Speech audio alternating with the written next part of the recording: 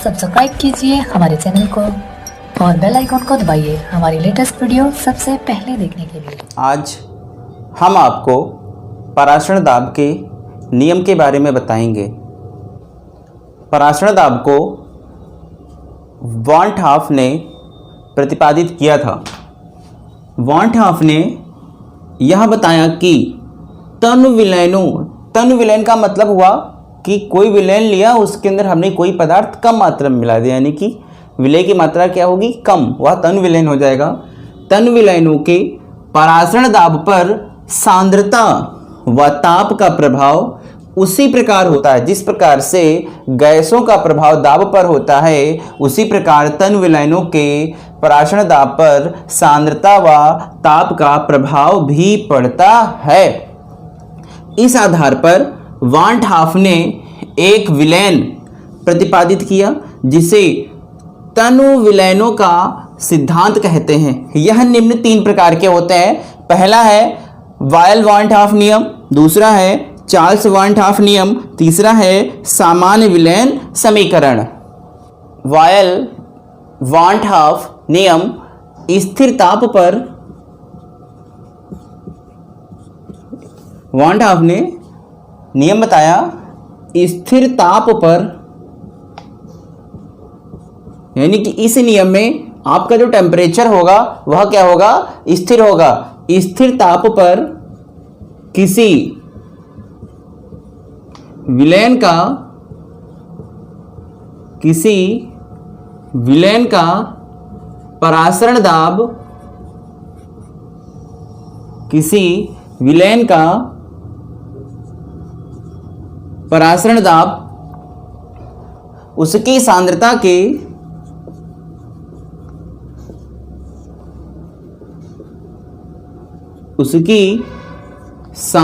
के समानुपाती होता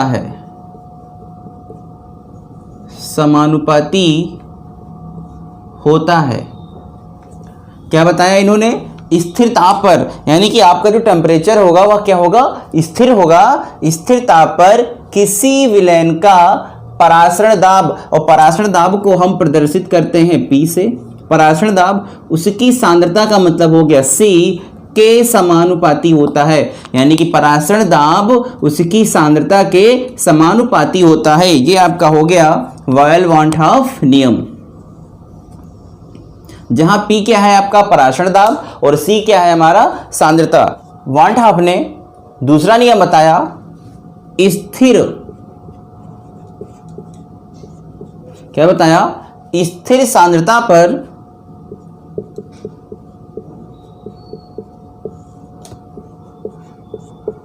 किसी विलयन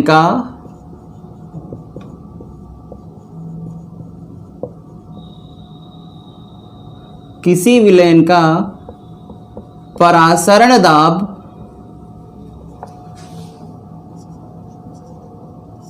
उसके परम ताप के समानुपाती होता है।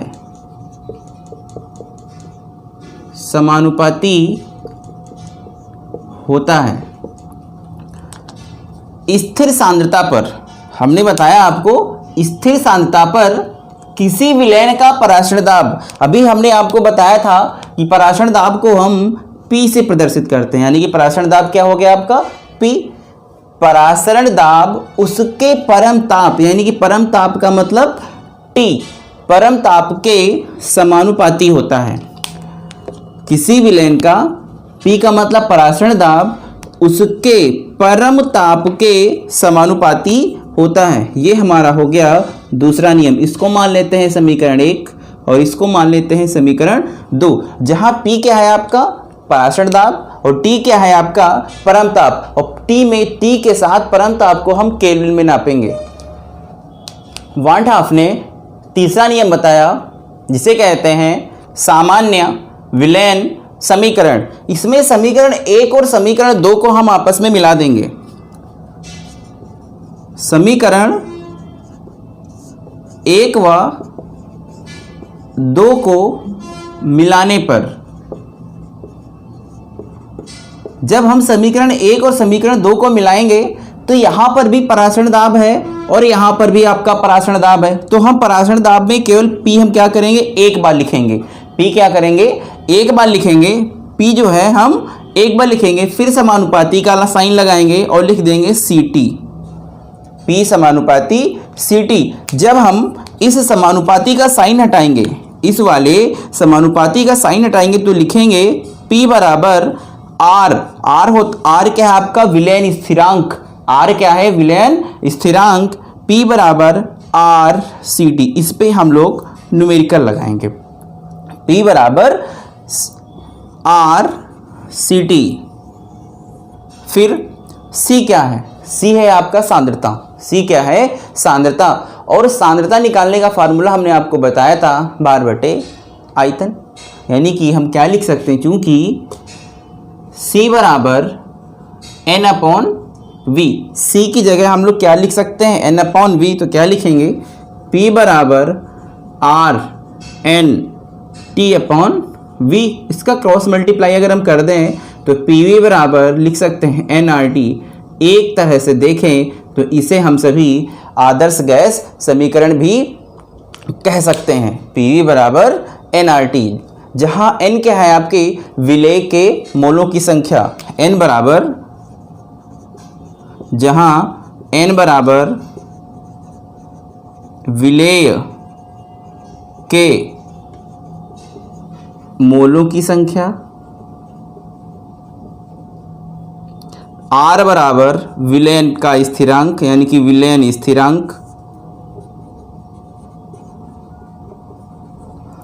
T बराबर परमताप,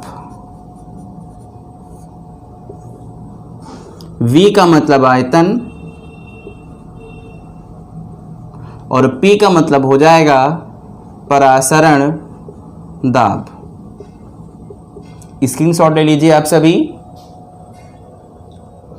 नेक्स्ट हेडिंग, परासरण दाब तथा अणुभार में संबंध। हम सभी परासरण दाब यानी कि P, अणुभार का मतलब M में संबंध जानेंगे।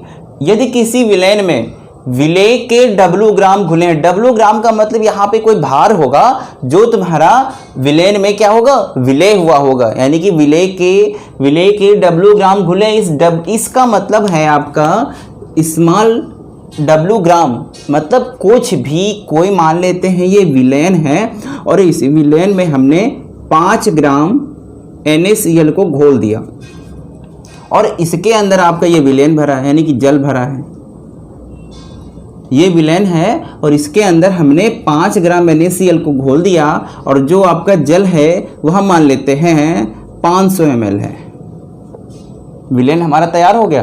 तो जिस हमने आपको इससे पहले वाली वीडियो में बताया था, जिसकी मात्रा कम होती है वह विलेय और जिसकी मात्रा अधिक होती है उसे क्या कहते हैं, विलायक कहते हैं। तो जाहिर सी बात है ये विलेय हो गया और ये आपका क्या हो गया, विलायक हो गया। तो लिखा है यदि किसी विलयन में, तो ये आपका विलयन हो गया, यदि किसी विलयन में विलेय के W ग्राम घुले, यानी कि W ग्राम का मतलब है 5 ग्राम इसमें घुले हों तथा विलेय का अणुभार M है, NaCl है, यानी कि ये आपका विलेय है और अणुभार को प्रदर्शित करेंगे M।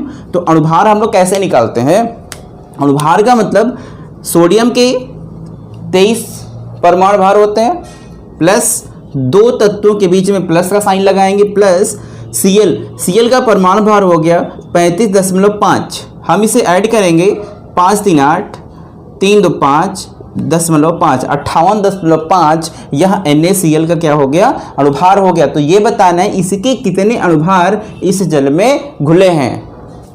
अभी हमने आपको बताया था कि PV = nRT,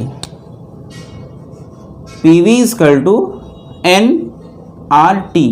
इस n का मतलब है मोलों की संख्या, n का मतलब है मोलों की संख्या और मोलों की संख्या बराबर होता है भार बटे अणुभार। मोलों की संख्या बराबर होता है भार upon अणुभार।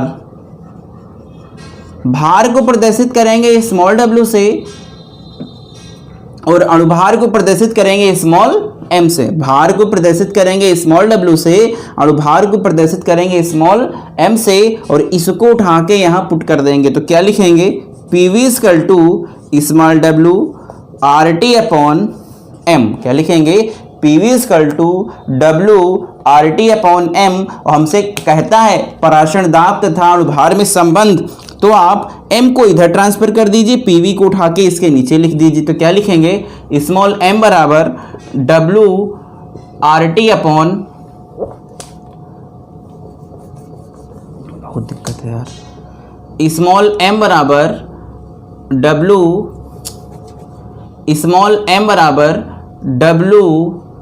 RT upon PV, small m बराबर W RT अपॉन PV। यह जो होगा पराशण दाब और अणुभार में संबंध व्यक्त करेगा। वांट हाफ गुणांक या वांट हाफ गुणांक हम लोग इसे दोनों नामों से जान सकते हैं।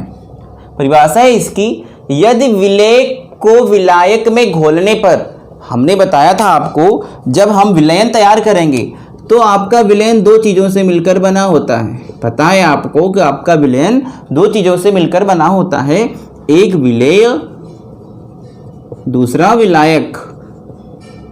लिखा है यदि विलेय को विलायक में घोलने पर, इस विलेय को इसमें घोलने पर उसका आयनन या संगुणन होता है तो विलयन में कणों की संख्या में क्रमशः वृद्धि और कमी हो जाती। जब हम इसको इसमें घोलेंगे, जैसे मान लेते हैं NaCl है, NaCl को कहाँ घोलेंगे, हम जल में घोलेंगे, तो उसके आयन में कमी या वृद्धि दोनों में से कोई एक चीज होगी तो उसे कहेंगे वांट हाफ गुणांक, और इसे I से प्रदर्शित करते हैं। इसका सूत्र है स्मॉल i बराबर संगुणन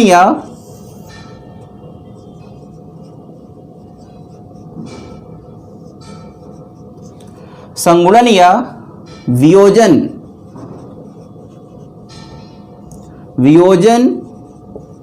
के बाद कण अपॉन संगुणन या वियोजन से पहले कण। क्या बताया हमने आपको फार्मूला, I बराबर संगुणन या वियोजन के बाद कण, अभी आपको बताएंगे कैसे, अपॉन संगुणन या वियोजन से पहले कण। जैसे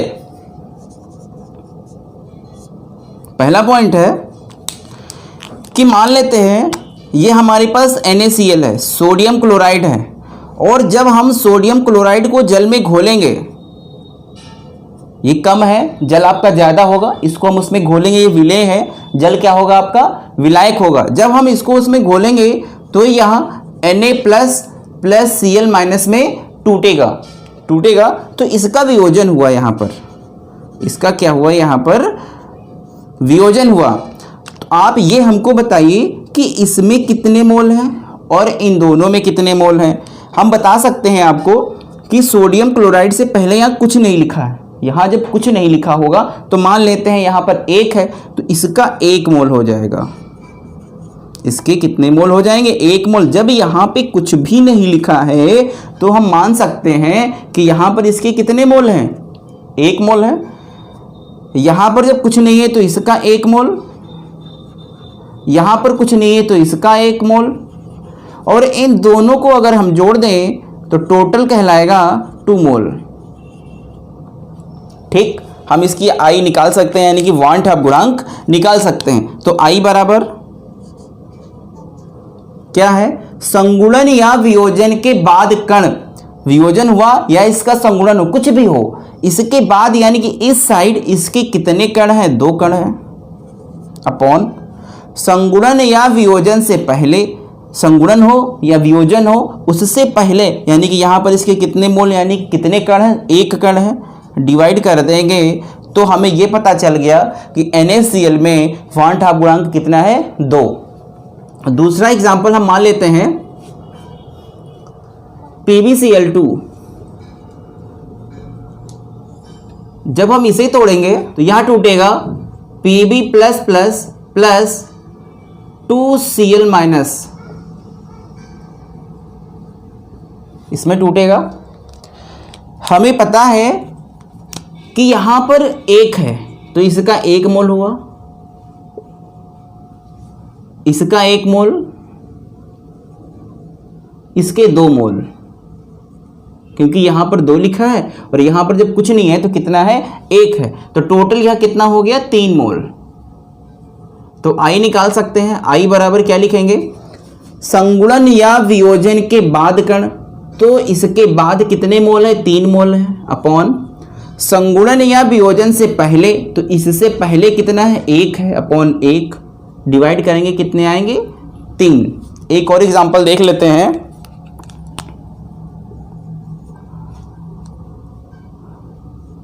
CH3COOH सिलिका हो गया हमारे पास, और इसके हम यहाँ पर ले लेते हैं 2 मोल। जब हम इसको तोड़ेंगे यहाँ पर तो CH3COOH CH3COOH ये यहाँ पर ऐसे जुड़ा हुआ है। यहाँ पर इसके कितने मोल हुए, 2 मोल हुए, 2 मोल होगा, यानी कि CH3COOH से पहले कितना लिखा है, 2 लिखा है, तो ये कितने मोल हो जाएंगे, 2। इस जब हम इन दोनों को आपस में जोड़ दिया तो यह हो जाएगा 1 मोल।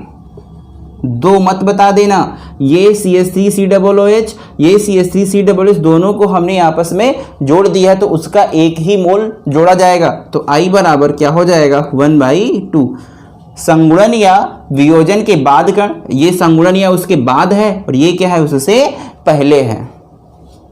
अणुसंघ के गुणधर्म में हमने आपको 4 पार्ट बताए थे। पहला बताया था क्वथनांक में उन्नयन, तो क्वथनांक में उन्नयन का फार्मूला हमने बताया था डेल्टा टीवी बराबर KBM। तो इस m का मतलब था मोलरता। दूसरा बताया था हिमांक में अवनमन, तो डेल्टा TF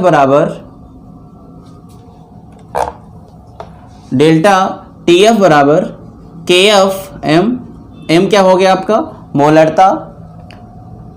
फिर बताया था हमने आपको परासरण, यानी कि P बराबर CRT, वाष्प दाब का आपेक्षिक अवनमन, तो चौथा हो जाएगा आपका delta P upon P1 not equal to x2। ये सारे फार्मूले हमने आपको अणुसंघ के गुणधर्म में बताए थे। यहाँ पर हम सबको वांट हाफ गुणांक का फार्मूला बनाना है, तो इन सब से पहले आप आई लगा दो। इन सब से पहले क्या लगा देंगे, आई लगा देंगे, तो क्या हो जाएगा, आई KBM, आई KFM, आई CRT, आई x2। तो ये सारे फार्मूले हम सबको न्यूमेरिकल्स में काम आएंगे। नोट है, पहला पॉइंट है, I बराबर 1 हो तो कोई संयोजन नहीं होता है, तो कोई संयोजन नहीं होता है। यदि I ज्यादा हो, 1 से आपकी I क्या हो, ज्यादा हो, तो आपका वियोजन होगा, और यदि I 1 से कम है तो संयोजन होगा। ये चीज़ आपको न्यूमेरिकल्स में काम आएगी। अगले वाले वीडियो में हम आपको अणुसंघ गुणधर्म के आधार पर न्यूमेरिकल बताएंगे।